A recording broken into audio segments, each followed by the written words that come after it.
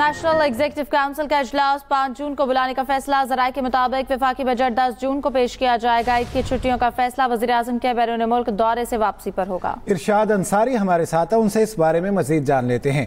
जी इरशाद अंसारी, बताइएगा इस सिलसिले में बजट 10 जून को पेश किया जाएगा।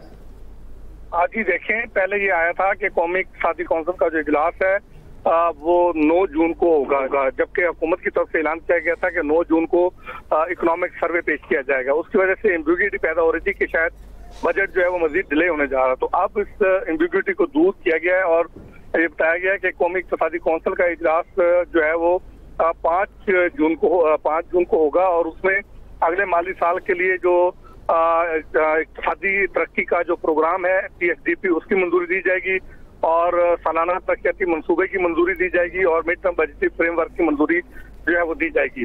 अब तक जो हमारे ज़राए ये बताते हैं कि जो PSDP का साइज है वो 1100 अरब रुपए के लगभग जो है वो इसका हजम रखा जाएगा और इससे पहले जो है वो अगले चंद दिनों में APCC का इजलास होगा, एनुअल प्लान कोऑर्डिनेशन कमेटी का इजलास। उसमें इसी PSDP की एनुअल प्लान की और मिड टर्म बजटी फ्रेमवर्क की जो है वो मंजूरी दी जाएगी और उसी में जो है वो ये भी बताया जाएगा कि रवां माली साल की जो है इक़्तिसादी कारकर्दगी क्या रही, क्या इशारिये रहे।